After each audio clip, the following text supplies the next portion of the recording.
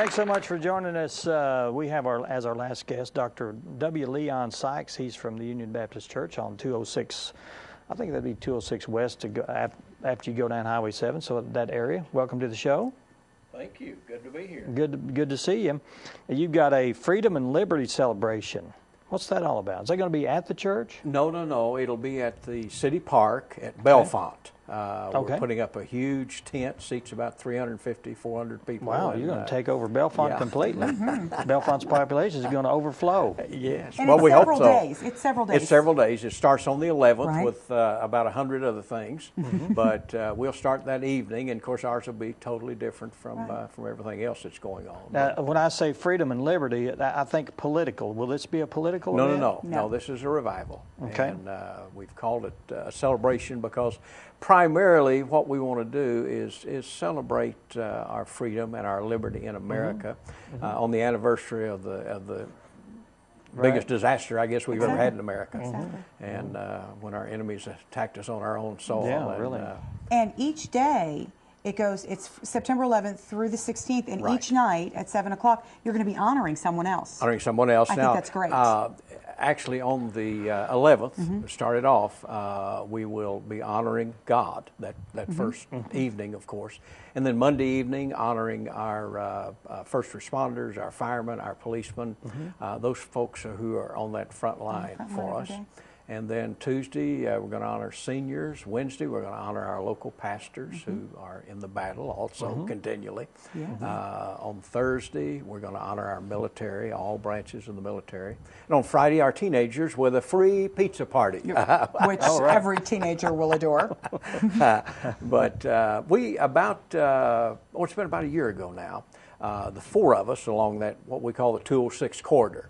There are 4 Baptist churches along there, Bellefonte and us at Union, and then Elmwood and Gaither. And we began planning this to coincide with the 10th anniversary of 9/11.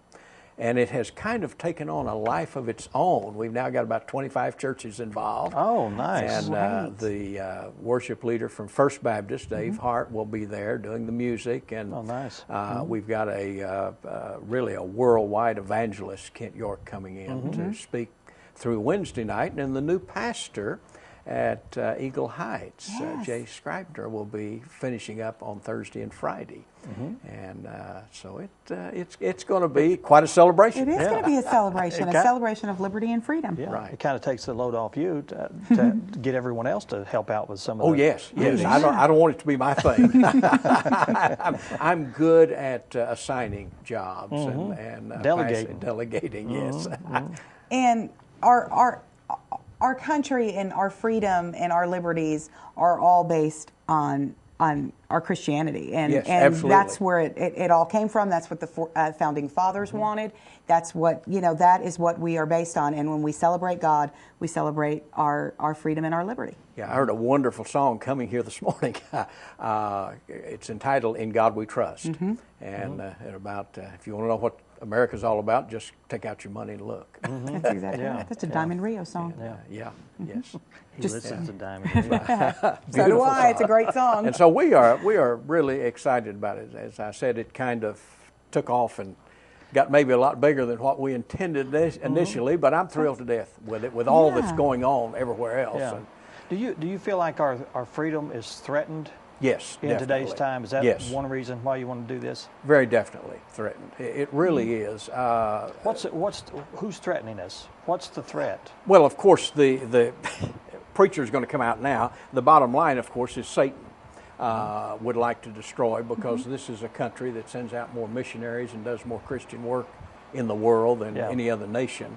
And so he's opposed. But we have a lot of elements coming in trying to cut our very foundation. There's always somebody wanting to remove the Bible from this or that, take "In God We Trust" off our coins. Right. There's a movement and it's from within. From within, yes. Right. And that's the sad part. Yes. That is coming from people who have enjoyed this freedom and liberty that God has provided, now wanting to take it away. And I've never understood why someone will go out there and say, well, you can't say this because it's against my my freedoms. Well, what about my freedoms? Yes. My freedoms and my beliefs as a Christian don't infringe upon me. I won't infringe upon you if you choose something else, but don't tell me I can't have a Bible in my classroom at school. Yes, absolutely. Don't do that, because I'm not telling you that you can't have the Quran in your school, or you can't, or have some, don't give me the same respect I'm giving you. Yes. And give me the same freedoms that I am giving you. And that's the very essence of Christianity, is giving other people freedom. Absolutely. And that's why we spent about, I suppose 6 weeks. We meet every Wednesday morning at 9 o'clock for prayer. Those 4 preachers of us who started this, and trying to decide, what do we call this thing? We didn't want to call it just a revival. Right. In fact, that sometimes turns people off, but and we wanted to coincide with the 10th anniversary, and so this freedom and liberty celebration just seemed to surface. We are celebrating that, and hopefully we can keep on doing that year after year. Right. Well, I think that if we don't bring the awareness of our freedoms into the light of people that have forgotten it, then we will lose it. Our schools, even the Arkansas schools, are great, but I came here from California. Now, I'm a Okie by birth, but I was pastoring in California, and you don't realize how different some of these huge cities. I was in South LA, and people do not know where we came from. They don't know our heritage. They don't know our background. They're not taught it in the schools any longer. I mean, I was taught to salute the flag and to stand up for America and be proud of America, and that's not going on in so many places now. And That's true. I'm really concerned about what's going on in New York with all this, keeping the first responders away and the preachers all away from, and bringing in the politicians who had nothing to do with the thing in reality. So. I'll start preaching if I'm not careful. Well, if we forget where we come from, yes, then things just fall apart. Yes. And we cannot do that. Absolutely. Well, and two, you have to educate the generation coming up, or they won't have a care. Right. And they some of these newer history books are talking only about the bad part of America. Right. I'm not in favor of slavery, but they want to spend all their time teaching about how it was terrible, but you've also got to talk about the heroes like Abraham Lincoln, who got rid of it. And you have to learn from your mistakes. Yes. You have to learn from your mistakes, so you can't hide your mistakes. They were horrible. It was horrible, but this is what we've done. This is where we've come because we've learned from those mistakes. And teach these kids what a great nation. My father was killed in World War II, and so I have a real affinity, first of all, for the military and those who put their life on the line. But just this country as a whole, it has been, in a very real sense, the salvation of the world.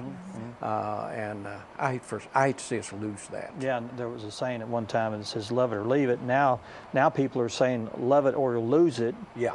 Because if we don't stand up for it, there could be a day in our lifetime when all this will be gone. Right. So, and it can go so quickly. You can wake up.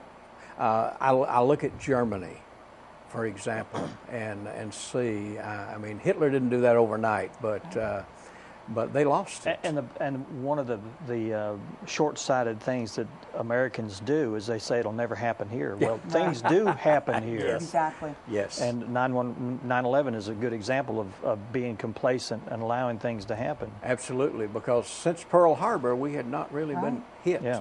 But we also think that we're isolated in our small community here as well. Yeah, and we're not a lot safer here. No. But I keep telling our church, I said, I pastored on the West Coast. The West Coast and East Coast is moving to Arkansas, and we can't really keep them out. Exactly, exactly. And no reflection on New Jersey. Well, I was going to say, I mean, I grew up in a very big city, and I understand. So I know. I mean, I know the educational systems, and me too. Yes. You couldn't pay me to go anywhere but where I am. Oh, I've pastored in Denver, and LA, and Houston, and Phoenix.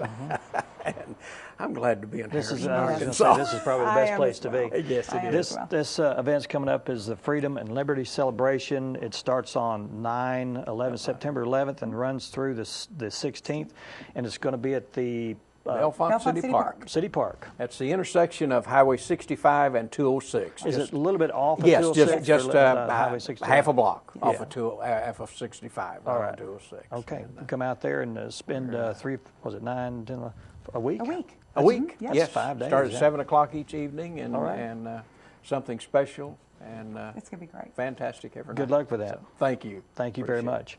And that's the show this week. Thanks so much for being here. I'd like to thank you for being on the show. Thank you so much, sir. I appreciate it. I never shake your hand. It's been fun. Can we kick Ann out permanently? And I'll just come in every day? We'll talk after the show. Okay, good. Yeah. I've got contracts already. Oh, good. All I have to do is sign. Thanks a lot. We'll see you again next time. Have a good one. Thank you, sir. Appreciate that.